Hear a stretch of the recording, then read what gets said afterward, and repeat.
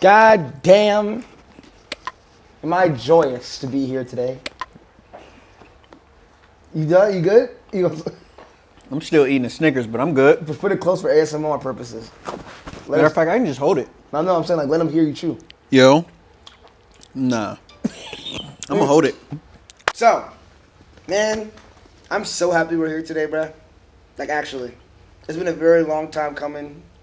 We have been friends for a while, and we have constantly helped each other. Or at least I'll speak for myself. You've helped me grow a lot in a lot of areas just from our conversations here when I come in here. So today we are here with none other than the man, the myth, the legend, the Don on the block, collected ATL 93 AMG.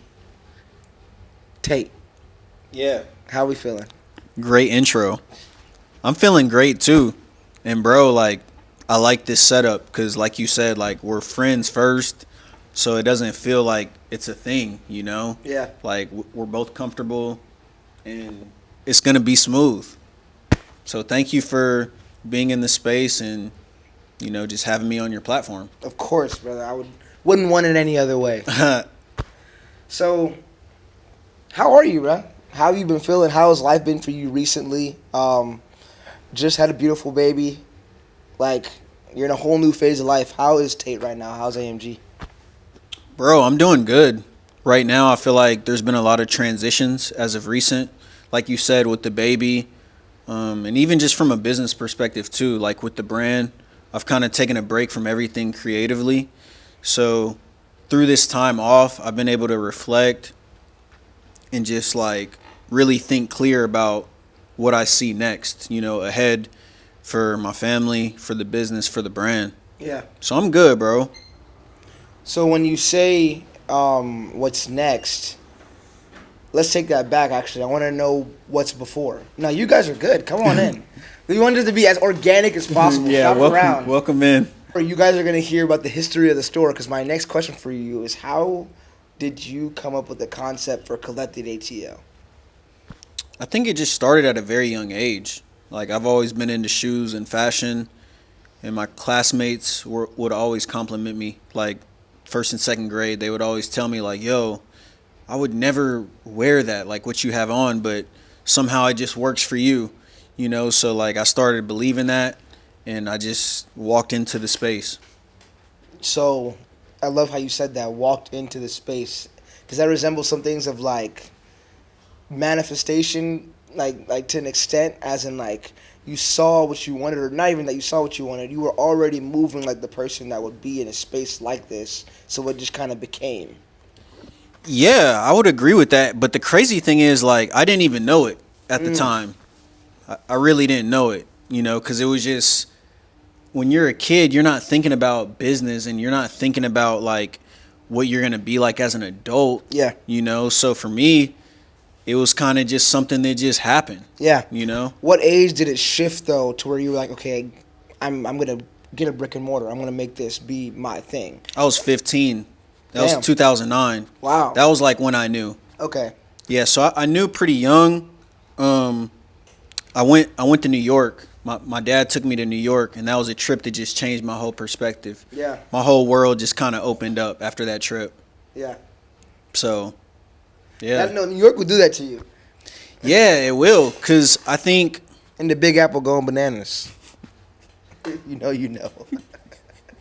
Right. It's a lyric from one of my songs. You're 93 AMG, we have to know. But yeah, bro, I think a change in environment really helps just open up your view, and it just opens up the portal to new things and new ideas. Yeah. So travel is very important. No, for sure. And I feel like a lot of like the viewers, being that you're doing something like this in a place like this, like it's really inspirational. Like a lot of people are seeing stuff like this and coming into the store and they're like, wow. Because fashion is such a big thing now currently. Right. What are some tokens or gems or advice that you have for people that are in this industry that may want to get into this industry and build something like this? I would say it's just like anything else. Just be passionate about what you're doing, because this industry is, it's literally no different, you know? Like, you're going to have your peaks, you're going to have your valleys. So just be passionate, because when you're passionate, you're not going to give up. Yeah. You're not going to quit.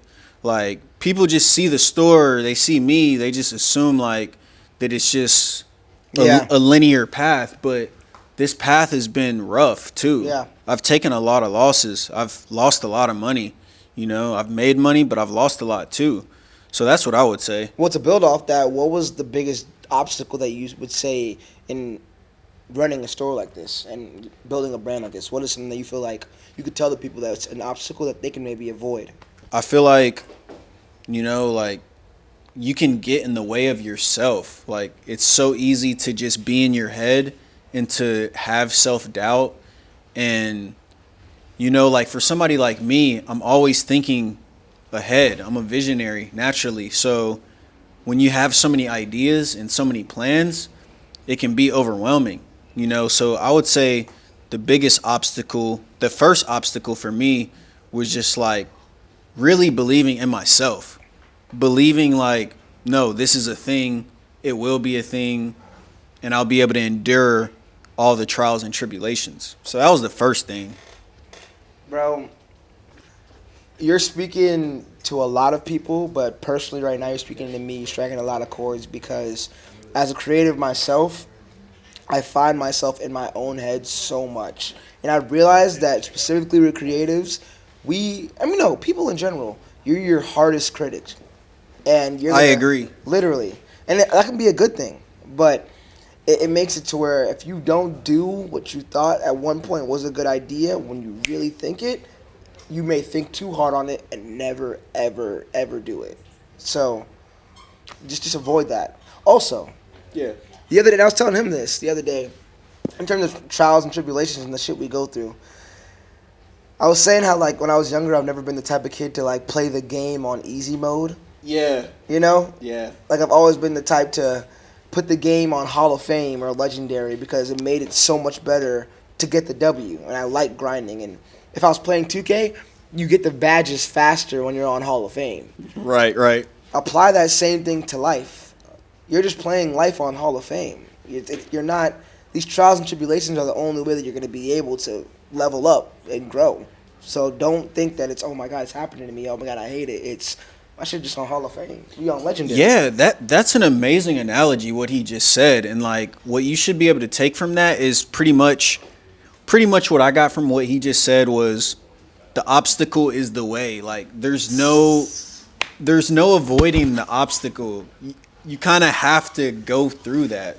And it sounds cliche, but everybody has to go through that, you know? It doesn't matter what you're dealing with. Like Facts. there's always something. And the faster that you guys understand that and we all understand that, the better life will be because when you get hit with shit, it's not why is it happening to me? It's what is it happening to me for? So, I agree. That's great perspective for sure. That was great. that's our trigger word. Yeah. Yeah, you know how that go. I'm already knowing. So, okay. I know we took a little bit of a left turn, but we talked about a little bit of the past in terms of what got you to this area. Now I want to get to the present. What is coming up for Collected in the next couple of weeks or the month? Or do you have any drops coming up soon? Or do you have any sales coming up soon? Or? Yeah, so this weekend we got a big $10 sale going on. I'm excited about that because it's always good to like connect with our existing customers and meet with new customers as well. So we got that sale going on. And then we're working on dropping something from the brand very soon, too. Okay. And for the future, all goes well, next 5 years, what are you doing? Where are we at? What's happening? Everything's going perfect. What's going on in the dream? That's a deep one for you. It's a great question. I like the idea of like acquiring other businesses outside of what I'm already doing. Like, I love the space that I'm in. It's a blessing to be able to be in a fun job and career, but I also want to expand, but I'm not sure if I want to expand like opening another vintage store, if that makes sense. So those are the things that I think about. Like, I have a situation right now where my family owns a construction company. So I think about, like, okay, like, is my wife going to be the project manager for this company in the future? Because my parents are trying to retire. So these are things that I'm starting to, like, lay out and consider, you know? Yeah. Now for this segment of the interview, it's gonna be really fast paced. Okay. Yeah. It's gonna be question answer, right? This or that, Yeah. right? And this we're gonna get really random. Okay. Just to get to know you a little more and how you do things. You know what I'm saying? Okay. So, ready? This or that? Braun or Jordan? I'm going Jordan. I could have guessed that. And okay. Sweet savory. I'll go Savory. Why Jordan though? Sorry, I just can't let that slide. I think Braun is more talented. I think he's a better basketball player, but I think Jordan is a better winner. I think he's got the mentality. So that's why I like Jordan. And I like Kobe as well because they're more skilled. Like LeBron's more talented. He can do more. But I look at Kobe and Jordan as being more skilled and more mentally sharp. But Braun's better. Nah, we could Braun's okay. he's the better basketball player. And that's all I needed to hear. Okay, so you're not an old head then. You're still aware enough to know. Braun is fire, bro. Braun's amazing. He's probably the greatest ever. Also, I just want to let people know this guy's a hooper. Like he's not like I didn't touch on that. Ex hooper. He's a hooper. Like he was really like I'll bust his ass now, but like at one point in time he was really like that guy, you know. But once you get a couple miles in the tank, it's a little differently. Cause then there's a young bucks on the court that got next. You know what I'm saying? And then we play and it's 11-0. But I just want to give him his props there. 11-0? I just want to give him his props there. Welcome in, guys. But yeah, Jeez. just had to let him know. Okay. Hey, Guys, there's no music playing, but we're doing an interview. Y'all let us know if y'all have any questions. and y'all can feel free. Y'all can walk through whatever. Let us You won't- know if we're interrupting your interview. No, you're good. No, you're like we good. want that. Like we want people walking through it and just doing. Don't look at the camera. Perfect. Exactly. The candid. Yes. Louis V or Balenciaga. Got him. I'll go Balenciaga. Really?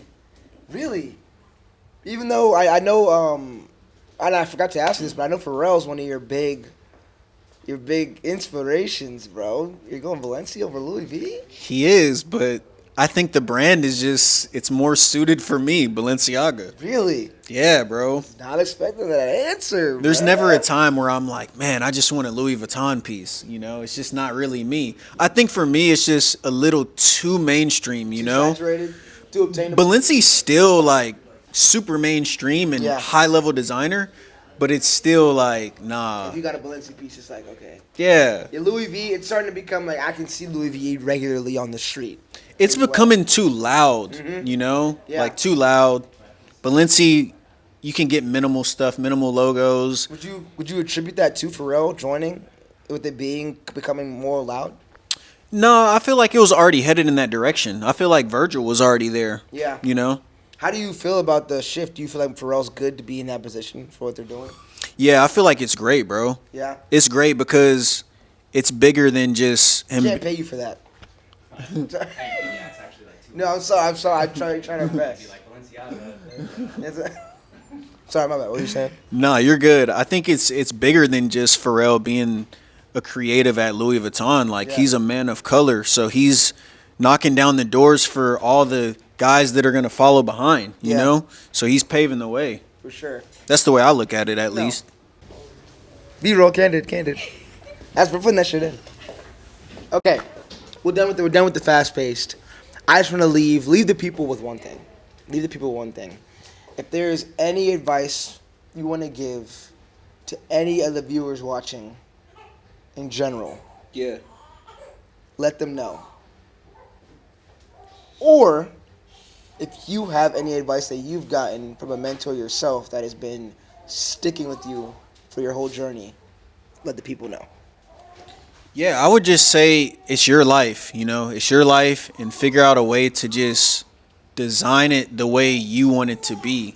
Like your friends, your family members, all these we might have to come back and redo that part. Nah, it's okay. This is real.